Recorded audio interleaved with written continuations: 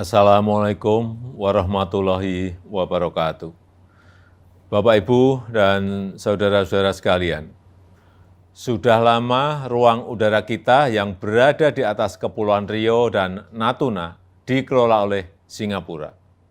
Dan berkat kerja keras semua pihak, kita telah berhasil mengembalikan pengelolaan ruang udara di atas Kepulauan Riau dan Natuna kepada NKRI.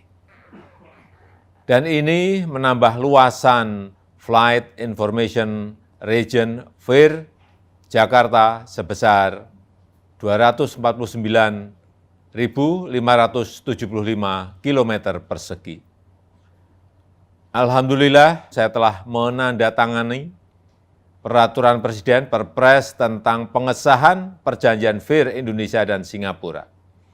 Kesepakatan ini merupakan langkah maju atas pengakuan internasional terhadap ruang udara Indonesia, yang sekaligus meningkatkan jaminan keselamatan dan keamanan penerbangan, serta bisa meningkatkan pendapatan negara bukan pajak.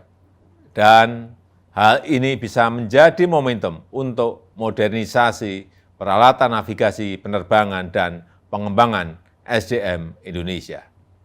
Terima kasih. Wassalamualaikum warahmatullahi wabarakatuh.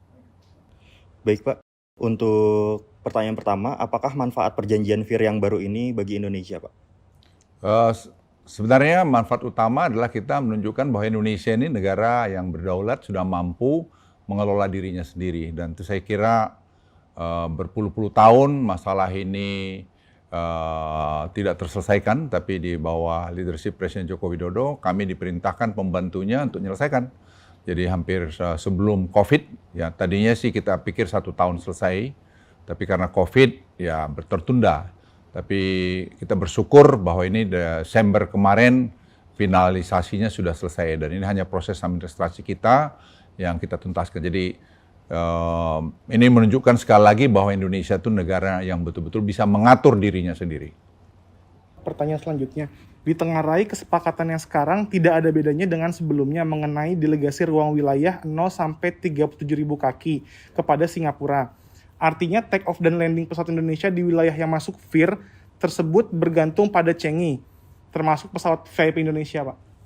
Sebenarnya enggak begitu juga. Kenapa kalau 37.000 kaki itu bikin kita bulat murni seluas negara Singapura, kan dia nanti masuknya bagaimana? Kan dia harus mempunyai approach lainnya juga. Dan itu yang kita lakukan. Dan saya kira panu internasional. Sama juga dengan Malaysia kalau masuk Singapura. Karena kita kan bernegara. Itulah satu bentuk bernegara itu. Jadi mereka juga bisa masih menggunakan ruang kita untuk approach. Karena kalau Anda lihat, begitu mereka take off, masa take off-nya langsung tegak lurus? Kan enggak juga. Jadi mesti butuh waktu juga untuk mereka naik ke atas. Pertanyaan berikutnya Pak, selain tercapainya kesepakatan FIR ini, apakah ada kesepakatan lain Pak yang dicapai seperti investasi atau ekstradisi? Presiden memerintahkan kami ada 3 sebenarnya. 1, tadi mengenai FIR, yang tadi Bapak Presiden sudah sampaikan, sudah tanda tangan perpresnya. Yang kedua adalah ekstradisi, dan yang ketiga adalah DCA, Defense Cooperation Agreement. Ini pun sudah selesai, hanya tinggal ratifikasi di parlemen kita saja. Saya kira Presiden juga sudah memberikan surprise-nya ke sana, dan insya Allah tidak akan terlalu lama lagi akan selesai juga. Baik, lalu bagaimanakah mekanisme konsep Civil Military Cooperation Framework ini Pak yang akan dibentuk berdasarkan perjanjian FIR yang baru? Lalu bagaimanakah framework ini dapat menjamin kepentingan Indonesia terhadap pelanggaran wilayah udara Pak? Kita juga berjanji, ini juga menarik, bahwa ada staf kita yang ada di Changi Airport. Nah itu juga saya kira pencapaian yang sangat bagus kerjasama antara Singapura dan Indonesia, sehingga kalau ada hal-hal semacam ini kan bisa enak. Misalnya Presiden Republik Indonesia terbang, ya kan ada orang ATR tower traffic control kita di Changi, dan itu saya kira juga mereka sepakat bahwa ya itulah kerjasama itu. Jadi saya pikir ya, semua saling menguntungkan, dan yang saya paling senang dalam perjanjian itu adalah bahwa ada orang Indonesia di ATC-nya Singapura.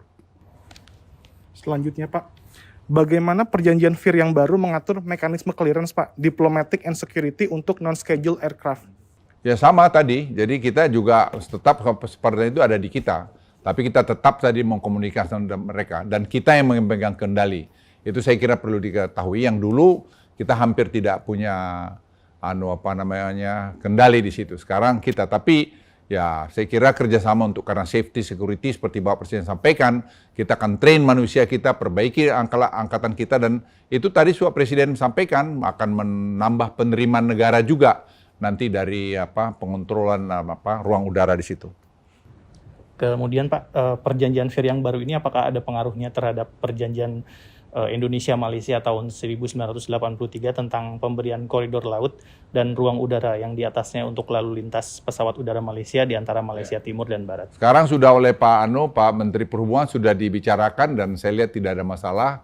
Ya tadi nuansa ASEAN, ya nuansa Indonesia-Malaysia, ya saya lihat tidak ada masalah. Jadi nanti mungkin Pak Menteri Perhubungan bisa nambahkan mengenai itu. Saya tambahkan, proses ini adalah proses yang panjang dan dengan leadership dari Pak Presiden Jokowi, Singapura dan Malaysia itu memberikan ruang pada kita untuk diskusi.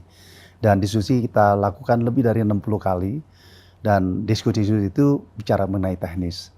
Dalam hal Malaysia, memang ada perjanjian antara Indonesia dan Malaysia, kita memberikan koridor.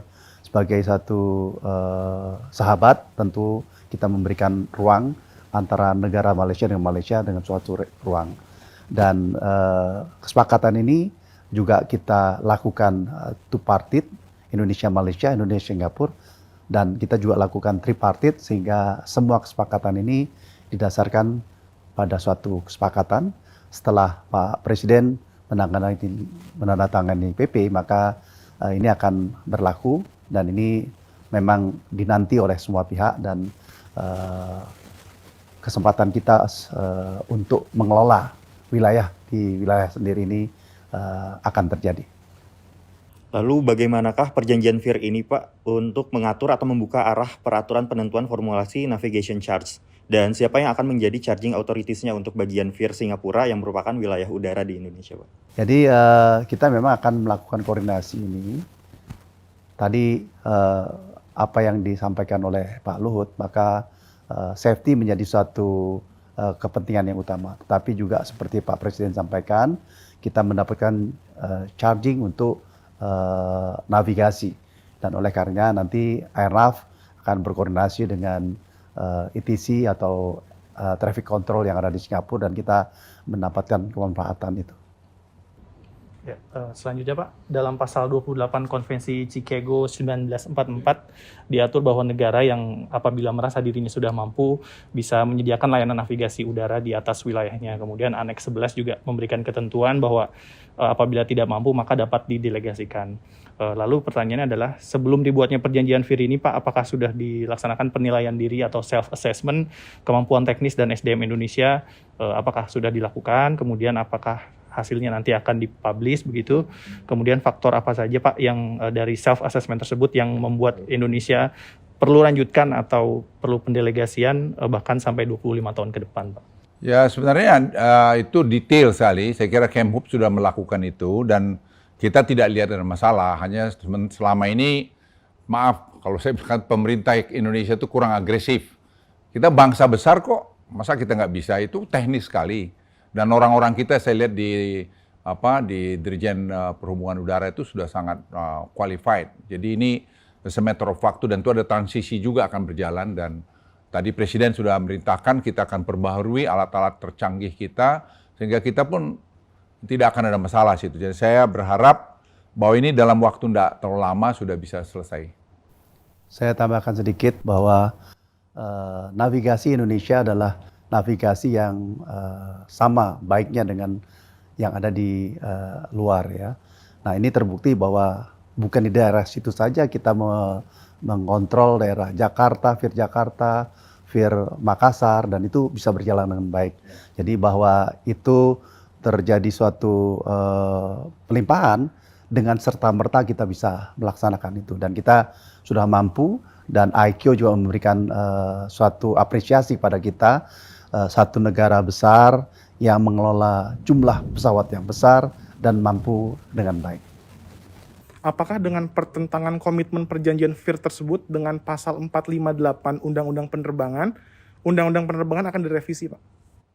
Ya, saya pikir nanti kita lihat Pak Menteri Perhubungan mungkin lihat lagi apa mungkin yang perlu kita sesuaikan di sana. Tapi yang jelas sejak ini ada di kita, kita sekarang sudah memainkan peran kita sebagai negara yang berdaulat, yang untuk mengelola daerah kita sendiri. Tapi tidak boleh lupa bahwa kita ini bertetangga, jadi harus juga membangun kerjasama itu. Satu. Yang kedua, memang betul perjanjian kita bikin 25 tahun. Mereka tadinya ada permintaan lebih lama, tapi saya pikir 25 tahun, nanti kita evaluasi tiap 5 tahun kalau ada yang perlu di sana-sini.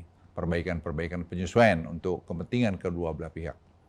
Terakhir Pak, mungkin untuk menjelaskan kepada publik, kenapa aturan ini hanya berbentuk perpres Pak? Apakah cukup kuat gitu, kemudian apakah kedepannya akan bahkan bisa dijadikan undang-undang? Sebenarnya kalau untuk ini cukup dengan perpres, karena sebenarnya sudah semua aturannya ada. Jadi kemarin kita juga lihat, nah yang menjadi harus dari keputusan dari DPR itu ada dua. Satu ekstradisi, yang kedua Defense Cooperation Agreement. Dan ini pun saya kira sudah sampai di parlemen dan kita juga sudah berbicara dengan DPR mengenai ini, insya Allah saya kira juga tidak ada masalah. Jadi saya pikir kalau boleh saya laporkan, ini adalah keberhasilan pemerintah ini untuk menunjukkan lagi bahwa kita bisa bekerja dengan dunia internasional. Jadi tidak kaku, tapi kita juga tetap tidak ingin kedaulatan negara kita itu juga sepertinya tidak jelas. Seperti misalnya DCA, ekstradisi saya pikir sangat penting dan Presiden menekankan pada kami untuk ini betul-betul dilakukan. Karena kita tidak mau orang yang lakukan kejahatan atau korupsi di tempat kita berlindung di tempat lain. Dan itu saya kira satu keputusan yang sangat-sangat strategis. Ya, jadi kesepakatan ini sudah sangat jelas sekali. Ini merupakan langkah yang maju atas pengakuan internasional terhadap ruang udara Indonesia. Ini jelas sekali udah. Yang nanti kembali sekaligus meningkatkan jaminan keselamatan dan keamanan penerbangan kita.